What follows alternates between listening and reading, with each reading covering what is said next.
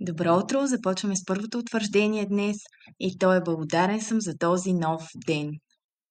Изказано така, това утвърждение дава заявка към Вселената, че вие сте благодарни за всеки един момент от вашия живот и щастливи и сте готови да получите още неща, за които да благодарите. Това утвърждение ни помага да останем в настоящия момент, тук и сега, когато сме съсредоточени върху деня, настоящия ден, настоящия момент, а не сме в съжаления за минало или тревоги за бъдеще.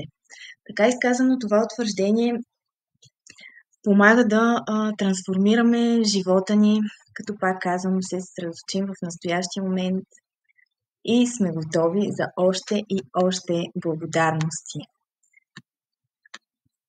Повтарянето на това утвърждение ни насърчава да започваме всеки ден с отворено сърце, което е готово за нови преживявания и за всичко, което ни се случва в живота. Готово да прегърне живота, готово да прегърне деня.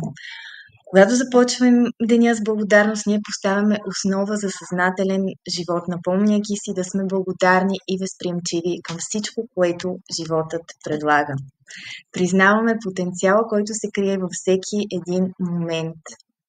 Когато превърнем благодарността в ежедневна практика, благодарете за всяко едно малко нещо.